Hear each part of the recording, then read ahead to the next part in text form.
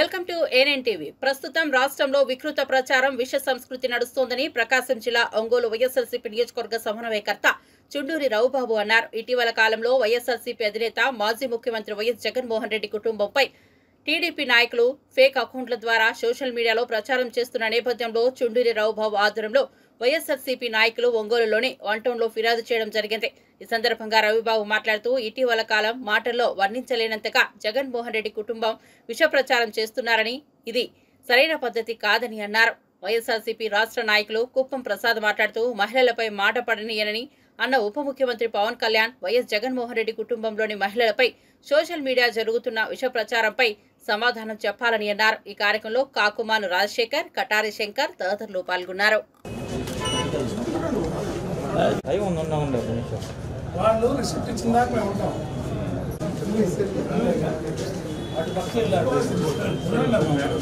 చూద్దాం కానీ మీరు కనిపించేయాలి. ఇస్తామా? పోలీసునే మధ్యలో తీసుకుంటాం అంతే.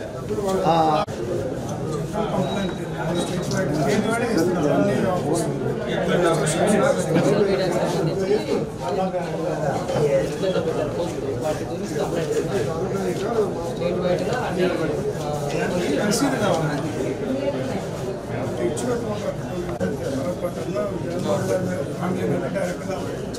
ఇచ్చారు.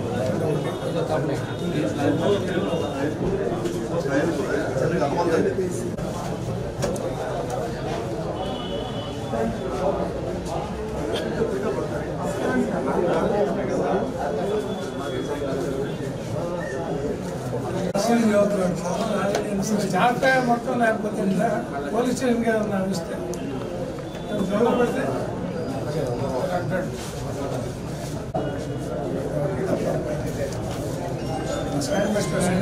చేసుకోవాలి. 2వ పేజ్ చేసుకోలేదు. 2వ పేజ్ అన్ని కామన్. ఓకే, ఫస్ట్ పేజీ ఇది కూడా పెట్టుకో. 2 కంప్లైంట్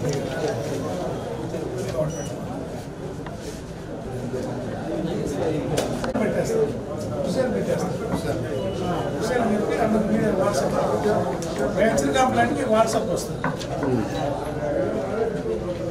ఫోటోలు ఎవిడెన్స్ మీదే.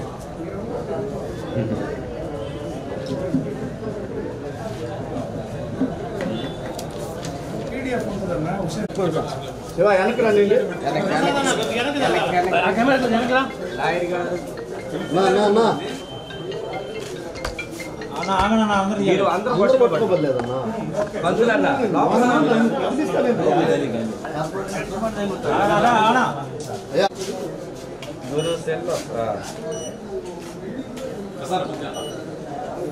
రేవన్నా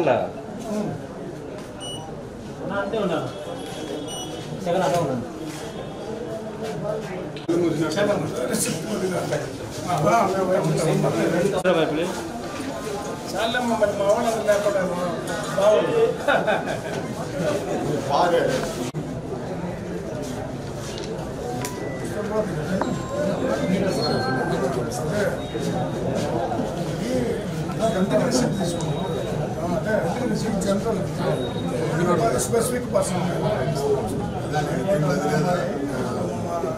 ఈరోజు రాష్ట్రంలో జరుగుతున్న వికృత ప్రచారం మీరందరూ చూస్తూ ఉన్నారు. ఈ విష సంస్కృతి తెలుగుదేశం పార్టీది. 2014లో జగన్మోహన్ రెడ్డి గారికి ఎప్పుడైతే ఒక 60-70 సీట్లు వచ్చి అసెంబ్లీలోకి అడుగుపెట్టి వాణ్ణి వినిపించసాగంగానే విపరీతమైన వ్యక్తిత్వ హననానికి పాల్పడుతూ ఆయన మానసికంగా ఇబ్బంది పెడితే పార్టీని వదిలిపెట్టి వెళ్తాడనో ఏదో దురుద్దేశంతో అసెంబ్లీలో కానీ సోషల్ మీడియాలో కానీ విష ప్రచారాలు మొదలుపెట్టి తెలుగుదేశం పార్టీ మీ అందరికీ తెలుసు. తర్వాత కాలంలో ఎవరైనా భావావేశానికి లోనై మా పార్టీ కార్యకర్తలు, పార్టీ ఆర్గనైజర్లు ఎవరు కూడా అటువంటి పనులకు మేము పాల్పడలేదు. వాళ్ళ మీద వ్యక్తిగతంగా ఎవరన్నా దురుద్దేశంతో ఉంటే ఎవరన్నా సోషల్ మీడియాలో మాట్లాడితే అది మా పార్టీకి సంబంధం లేదు. ఇప్పటికి కూడా చెప్తున్నాం. ఆ రోజు షర్మిలమ్మ మీద కానీ, విజయమ్మ గారి మీద కానీ, జగన్ గారి మీద కానీ వీరందరూ ఐటీడీపీ నుంచే సర్క్యులేట్ అవుతూ ఉన్నాయి.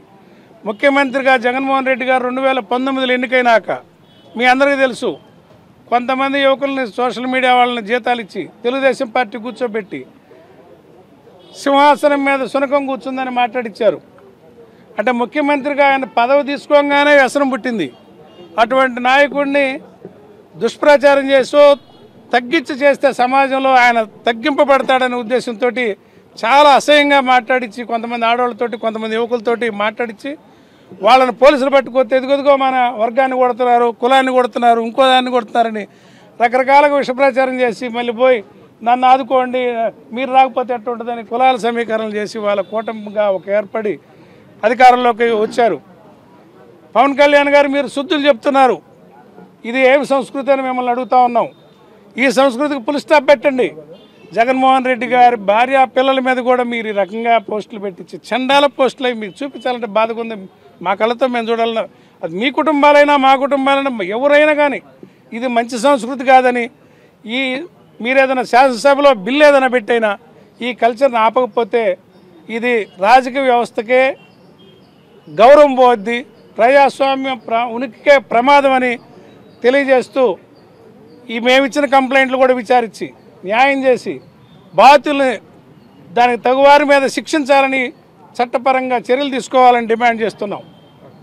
ఈరోజు ఆంధ్రప్రదేశ్ రాష్ట్రంలో అరాచక పాలన జరుగుతూ ఉంది. దానికి ఉదాహరణే ఒక వికృతమైనటువంటి పోస్టులు పెట్టి వైఎస్ జగన్మోహన్ రెడ్డి గారిని వారి ఫ్యామిలీని అందరినీ కూడా ఒక నీచంగా తెలుగుదేశం సోషల్ మీడియా మొత్తం పెట్టడం జరుగుతూ ఉంది. అంతేకాకుండా వాళ్ళు కొన్ని ఫేక్ అకౌంట్లు క్రియేట్ చేసి ఇటు జనసేన అకౌంట్లు, టీడీపీ అకౌంట్లు, వైసీపీ అకౌంట్లు క్రియేట్ చేసి వైసీపీ వాళ్ళు పెట్టినట్టు జనసేన వాళ్ళ మీద పెట్టడం, ఇటువంటి ఒక దుర్మార్గమైన చర్యతో మొట్టమొదటి నుంచి కూడా తెలుగుదేశం వాళ్ళు చేస్తున్న పని మనందరికీ తెలుసు. ఇవన్నీ కూడా జగన్మోహన్ రెడ్డి గారి మీద, వాళ్ళ ఫ్యామిలీ మీద, వైఎస్ఆర్ కాంగ్రెస్ పార్టీ మంత్రుల మీద, మహిళా మంత్రుల మీద, అందరి మీద కూడా నీచకరమైన పోస్టులు పెట్టి దుర్మార్గమైన ఆలోచనతో సోషల్ మీడియాలో ప్రచారం చేస్తున్నారు. వారందరి మీద కంప్లైంట్ ఇస్తున్నాం. ఈరోజు మీరు కంప్లైంట్ కనుక తీసుకోకపోతే రానున్న రోజుల్లో మీ కోర్టుకు కూడా వెళ్ళే పరిస్థితి ఉంటుంది. ఖచ్చితంగా ఈ యొక్క చర్యని పవన్ కళ్యాణ్ గారు వారు మహిళలు అని చెప్పి ఈరోజు గవర్నమెంట్లోకి వచ్చావు. ఈరోజు మహిళల్ని మందు తాగి చిన్న పిల్లల్ని కూడా దారుణంగా శవాలు కూడా కనపడే విధంగా వాళ్ళ రాక్షసంగా వాళ్ళని ఇబ్బంది పెట్టే పరిస్థితి ఆంధ్రప్రదేశ్ రాష్ట్రంలో ఉంది. నువ్వు మాట్లాడితే ఆ రోజు 30,000 మంది మహిళలు అన్నావు, ఏది ఎక్కడ? ఈరోజు నీ నోరేమైపోయింది పవన్ కళ్యాణ్? ఒక్కసారి నోరు తెరిచి మాట్లాడు. ఇవాళ ఈ ఆంధ్రప్రదేశ్ రాష్ట్రంలో మహిళల మీద జరుగుతున్న అత్యాచారాలు, సామూహిక హత్యలు ఇవన్నీ కూడా ఈ మందు తాగి అర్ధరాత్రులు పగలు లేకుండా మంచిగా దొరుకుతున్నాయో లేదో తెలియదు కానీ ఆంధ్రప్రదేశ్ రాష్ట్రంలో ప్రతి షాప్లో కూడా మందు దొరికే ఏర్పాటు నువ్వు చేసావు. అది తాకి ఆ మందు మైకంలో మహిళలు ఏం చేస్తున్నారో కూడా అర్థం కావట్లేదు. రానున్న రోజుల్లో ప్రజలే మీకు అందరికీ చంద్రబాబు నాయుడు కూడా బుద్ధి చెప్తారని తెలియవచ్చు.